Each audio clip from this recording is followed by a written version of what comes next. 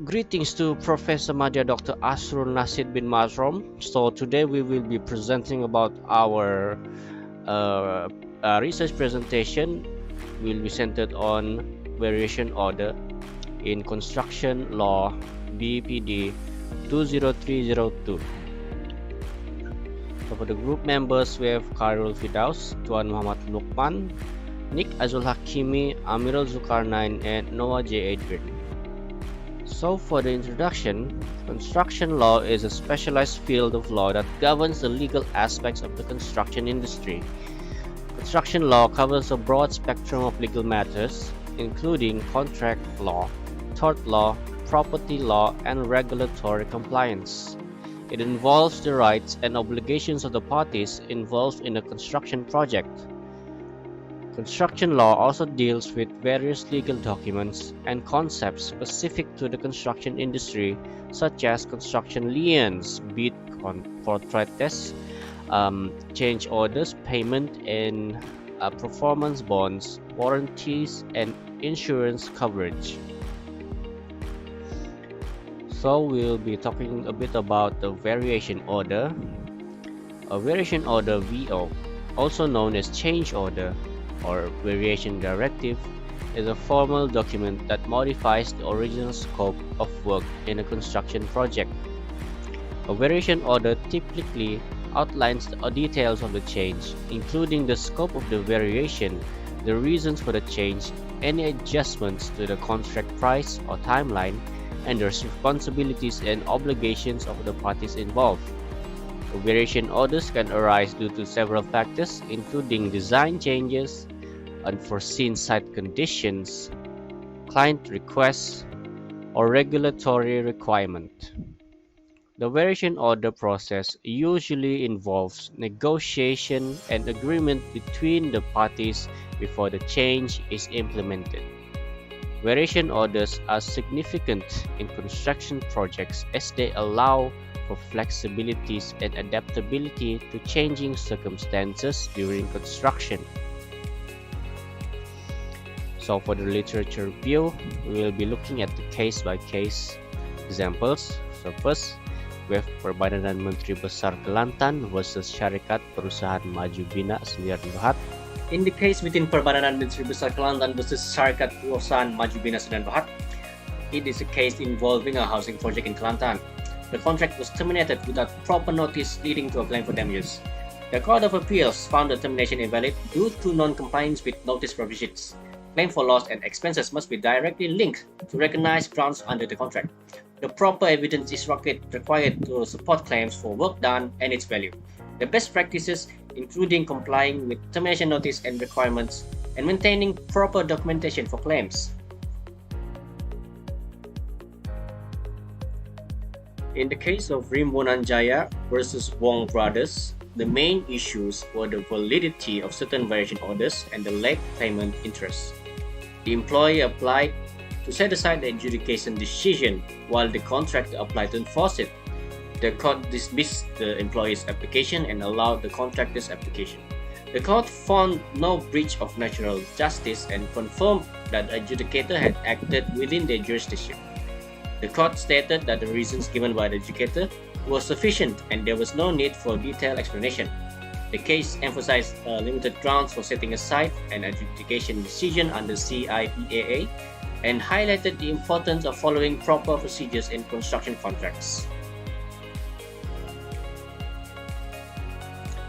In the case of ID Engineering versus Goldpage Assets, the plaintiff was contracted by the defendant for a building project. ID Engineering claimed from Goldpage a specific amount and retention payment, but Goldpage defendant argued the statement was invalid due to lack of signatures and support for variation orders. In the end, the court allowed for the plaintiff's application, stating that the statement was valid. In the case between Sri Ratai versus Daihor Corporation, so this is a project about a water channel construction project by the Malaysian government. The plaintiff has been appointed as a subcontractor by the defendant. Some issues arose and they referred to arbitration. The plaintiff claimed the share for arbitration for additional costs.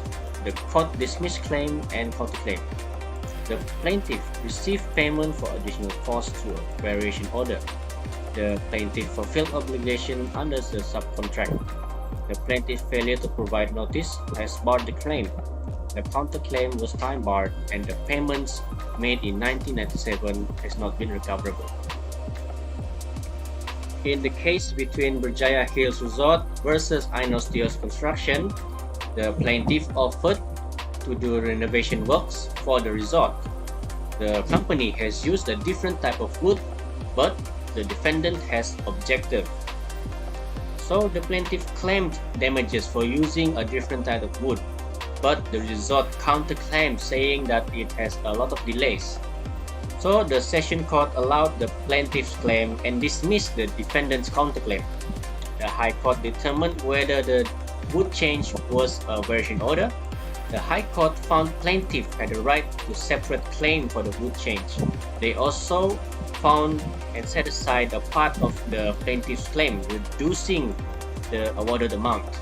The High Court also found that the company was responsible for delays and granted some damages to the defendant.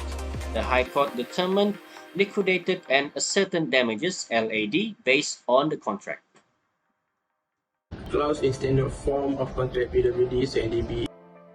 The contractor primary responsibility is to complete the agreed upon project in the time of quality constraint. It is also one of three standard form above communities. PWD Clause 10, PAM Clause 1 and CIDB Clause 7 detail the contractor general requirement. It is critical to understand why PAM placed the contractor duty in the first clause of the contract. Under perspective, in this case, the NPAM, the contract is seen party in the word. Discussion on related case. In the case of variation order or VO, both PM and CIDB allow the contractor or the employer to use variation order on works. Typically, both parties will agree that the contractor will offer the variation order in construction. See PWD Clause 18, PM Clause 20A and CIDB Clause 20AA.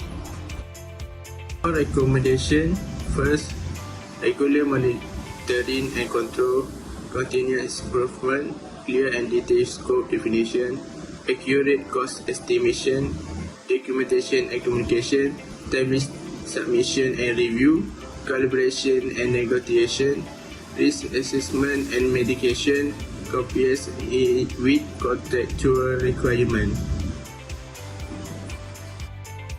In conclusion, variation order in construction is that they play an important role in the project management and can have positive and negative effect on construction project. We all refer to chain of modification made on scope of work, specification of contractor during the construction process. Here are some important points to consider in the requisite set principle and adaptability, impact and cost and time. Contract consideration, chain management, experience and solution, and finally cooperation.